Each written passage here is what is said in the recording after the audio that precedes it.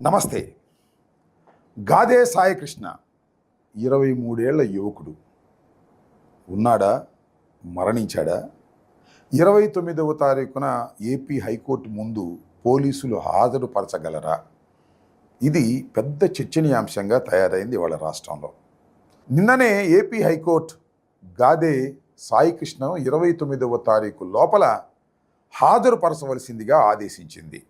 ఈ గాదే సాయికృష్ణ ఎవరు, దీని కథ ఏమిటి? నేను నిన్న ప్రెస్ మీట్లో కూడా చాలా వివరంగా చాలా విషయాలు చెప్పాను. కానీ మళ్ళా కొన్ని విషయాలు చెప్పాలనే ఉద్దేశంతోనే ఈ వీడియో చేస్తున్నాను.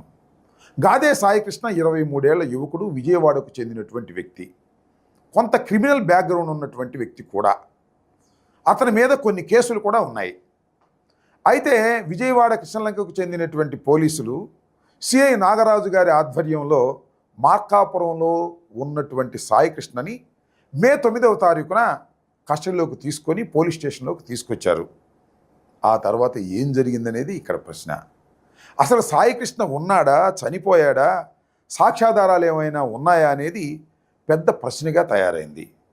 వారి తల్లి విజయలక్ష్మి గారు చెప్పేటటువంటి మాటలు, వాదన ఏమిటి అంటే, మా సాయికృష్ణని కుర్రవాడిని తీసుకొచ్చి కొట్టి చంపేశారు అనేటువంటి వేదనతో తల్లి అల్లాడిపోతుంది. ఇంటికాడ నా చేతిలో ఫోన్ లాక్కున్నారు సార్. వీళ్ళు కానిస్టేబుల్స్ ఇద్దరు నా ఫోన్ లాక్కొని ఇక్కడికి వచ్చేసారు, స్టేషన్కి తీసుకొచ్చేసారు. నన్ను ఆడు చచ్చిపోయాడు అనుకో, వెళ్ళిపో అన్నాడు. నేను ఏడ్చుకుంటా పక్కన కూర్చున్నా.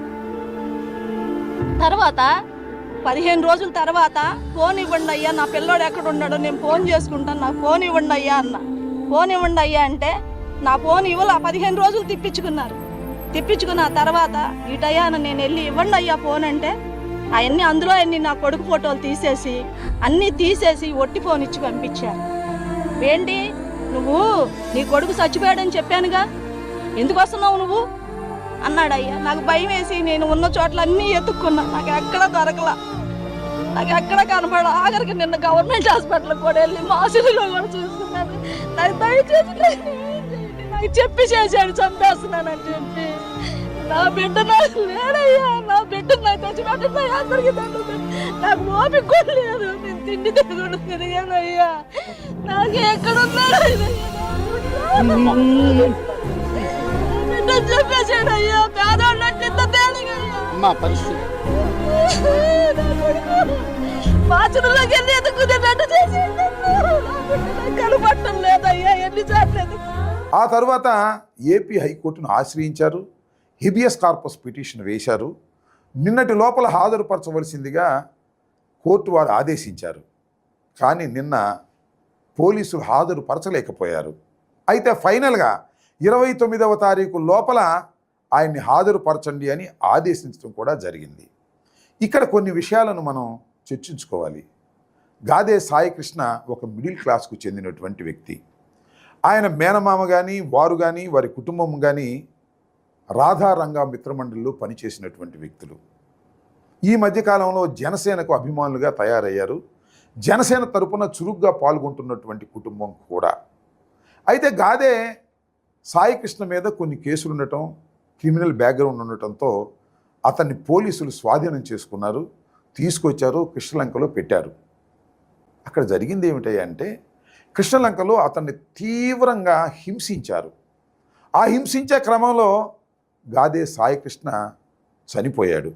నాకు తెలిసిన సమాచారం మేరకు చనిపోతే ఏం చేస్తారు? సహజంగా లాకప్ డెత్ జరిగితే పోలీసులు కొడితే చనిపోతే ఏదో మసిపూసి మారేడుకాయ చేసేసి తల్లిదండ్రులకు అప్పచెప్పేసి రాజీ పెట్టేసుకుని వెళ్ళిపోతారు. కానీ విచిత్రం, పోలీసులు బాగా తెలివి మీరిపోయారు. అసలు రాజీలు లేవు, అప్పచెప్పటం లేదు, అసలు శవాన్నే మాయం చేసేద్దామని నిర్ణయించుకున్నారు. చిత్రం కదా ఇది. ఆ శవాన్ని కృష్ణలంక శ్మశాన వాటికకు తీసుకువెళ్ళి దహనం చేసేశారు. ఎలా దహనం చేశారో తెలుసా? ముందు ఒక కానిస్టేబుల్ కూర్చుంటాడు, వెనకో కానిస్టేబుల్ కూర్చుంటాడు, మధ్యలో శవం ఉంటుంది. 2 వీలర్ మీద తీసుకువెళ్తారు, అక్కడ దహనం చేస్తారు, ఆ బూడిదను మాయం చేస్తారు. ఇది జరిగినటువంటి సంఘటన. ఇది అందరికీ తెలుసు, బయట చెప్పుకుంటూనే ఉన్నారు. కానీ కోర్టు ముందు మాత్రం మాకు తెలియదు, ఎక్కడో ఉన్నాడు, వెతుకుతున్నాము, స్పెషల్ టీమ్స్ని పెట్టి అన్వేషిస్తున్నామని దొంగ మాటలు చెప్పేటటువంటి కార్యక్రమం చేస్తున్నారు. ఆ తల్లికి చాలా స్పష్టంగా సిఐ నాగరాజు చెప్పాడు, మీ అబ్బాయి మీద ఆశ వదులుకో, వాడు నాకు ఎదురు తిరిగాడు, వాడిని చంపేస్తాను, దండ కూడా రెడీ చేసుకోమని చెప్పి మరీ చంపేసినటువంటి సంఘటన ఇది. నీ కొడుకు చచ్చిపోయాడని చెప్పానుగా, ఎందుకు వస్తున్నావు నువ్వు అన్నాడయ్యా. ఎంత దురదృష్టకరమైన సంఘటన. అయితే కొంతమంది కొన్ని వాదనలు బయటకు తీసుకొస్తున్నారు. సహజంగా ఇలాంటి సందర్భంలో బయటకు తీసుకొస్తారు. ఈ సాయికృష్ణ అనే వ్యక్తి క్రిమినల్ అని, అనేక అరాచకాలకు పాల్పడ్డాడని చెబుతున్నారు. మేబీ కావచ్చు, అరాచకాలకు పాల్పడి ఉండొచ్చు, క్రిమినల్ అవ్వుండొచ్చు. అయితే పోలీసులు తీసుకొచ్చి హత్య చేసేస్తారా? పోలీసులు తీసుకొచ్చి చంపేస్తారా? రక్షక భట నిలయంలోనే భక్షణ చేసేటటువంటి కార్యక్రమం పోలీసులు చేస్తున్నారంటే ఏమిటి ధైర్యం?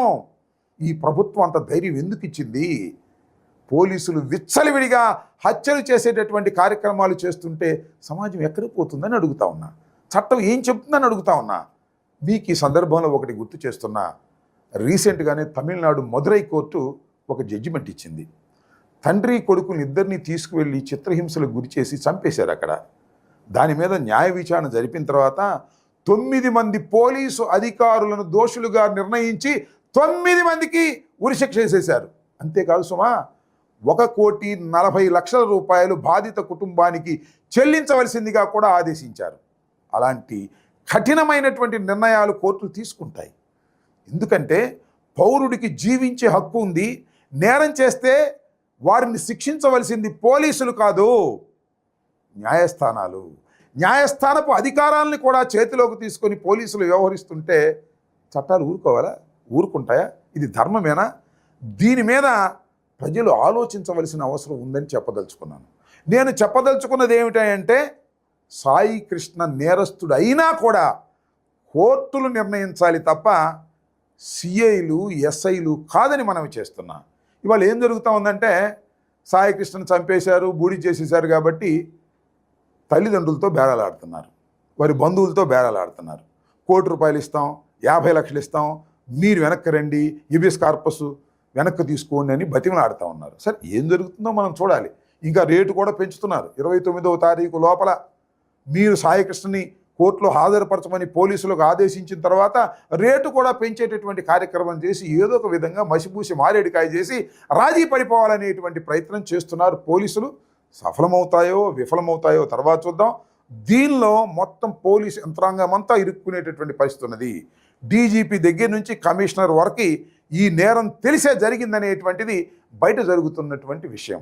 కాబట్టి నేను రాష్ట్ర ప్రజానీకానికి, పౌర హక్కుల మీద విశ్వాసం ఉన్నవారికి, మేధావులకి నేను సవినయంగా మనవి చేసేటటువంటి అంశం ఏమిటంటే, సాయికృష్ణ నేరస్తుడైన పోలీసులు చంపే హక్కు లేదనే విషయాన్ని గమనించి ఇలాంటి సంఘటనలను మనం అందరం కూడా వ్యతిరేకించాలని, ప్రజల్లోకి తీసుకువెళ్ళాలని, ఎవరైతే పోలీసు అధికారులు అన్నెసరీగా ఒక మనిషి యొక్క ప్రాణాన్ని తీసేశారో ఆ పోలీసు అధికారులకు శిక్ష పడేంత వరకు కూడా సమాజం కూడా ఈ పోరాటానికి మద్దతు ఇవ్వాలని ఈ సందర్భంగా నేను కోరుకుంటున్నాను. ధన్యవాదాలు.